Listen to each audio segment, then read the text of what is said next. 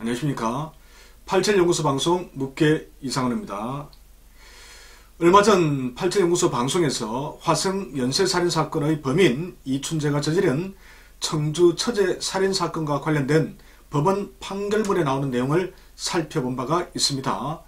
53회 방송에서 이춘재 체질이 무언지 한번 맞추어 보시라고 이벤트를 실시했는데요. 당첨자는 블로그를 통해 공개했으니 확인해 보시기 바랍니다. 정답을 발표하면서 지난 방송에서 언급한 내용에 약간 살을 더 보태 이춘재의 체질과 관련된 이야기를 해볼까 합니다. 무슨 내용인지 연결이 잘 안되신다면 53회 방송을 먼저 보고 오시기 바랍니다. 오늘 이야기를 잘 들어보신다면 팔체질에 대해서 또 태양인과 금체질에 관해서 이해를 하시는데 아마 도움이 많이 될 것 같습니다. 자, 첫째, 화성 연쇄살인사건의 범인 이춘재는 대단히 폭력적이고 분노를 제어하지 못하는 성격이라고 했습니다. 이처럼 빈발하게 터져나오는 폭력적인 성격은 기본적으로 양적 감정의 표출입니다. 그럼 일단 양적 체질로 좁힐 수 있겠죠. 그렇다고 음적 체질은 폭력 행사를 하지 않는다는 뜻은 아닙니다. 음적 체질도 화를 낼 때가 있겠지요. 하지만 이춘재처럼 빈번하게 그리고 폭발적으로 나타나는 경우는 흔치가 않습니다. 음양적 접근에서 좀 더 들어가 폭력적인 분노의 감정을 장부와 연결해서 생각해 보겠습니다.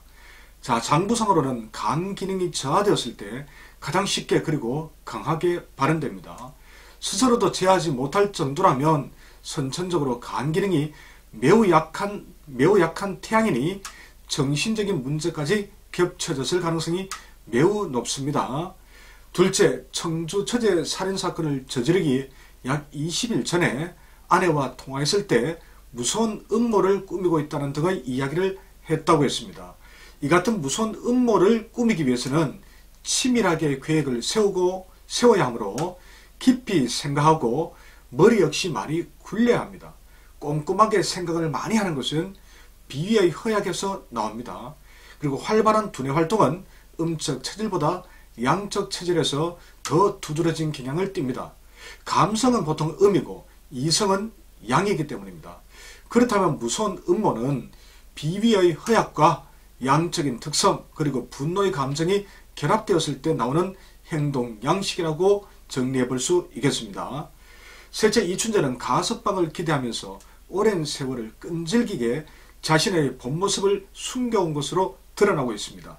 강한 의지, 투정심, 끈기, 끈질김, 집요함은 양적 체질인 태양인에게서 가장 잘 나타나는 특징입니다. 특히 무언가를 이루기 위해 자신의 속마음을 교묘하게 감추고 계획을 집요하게 실행해 나가는 성격은 열태양인 금양체질보다는 음적인 성향이 약간 가미된 한태양인 금음체질이 훨씬 더 두드러집니다.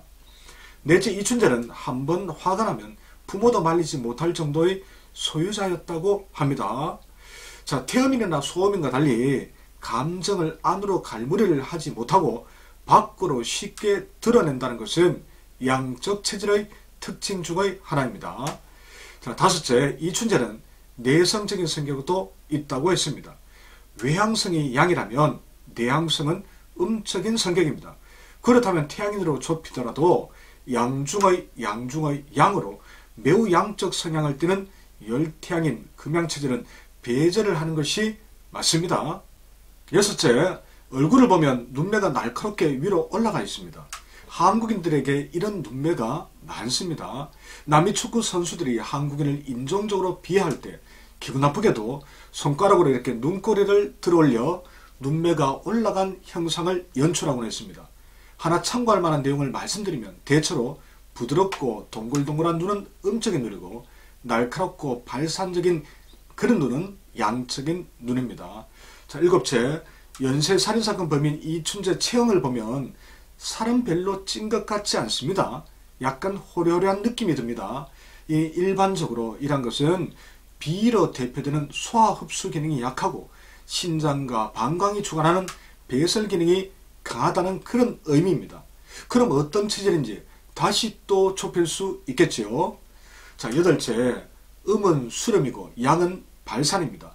사람의 정을 표현하는 것은 마음을 밖으로 내보내는 것이므로 양에 해당합니다. 그래서 양의 체질인 태양인과 소양인은 마음이 동하면 있는 것 없는 것 다 내어줄 만큼 정이 많은 체질입니다. 즉 태양인과 소양인은 멋있고 인정 많고 좋은 사람들이 많습니다.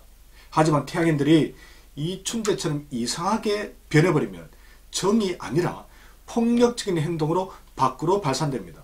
자, 태양인은 체질적으로 양의 성질에 간도 약해서 분노의 감정을 잘 통제하지 못합니다. 그리고 자존심과 발산적인 기운도 매우 강합니다. 그러다 보면 범죄를 비롯한 사회적 일탈 행위를 한순간에 쉽게 저지를 수 있습니다. 그래서 범죄자나 흉악범들이 태양인 체질에 가장 많죠. 자, 지금까지 이춘재의 성적을 종합적으로 살펴보았습니다.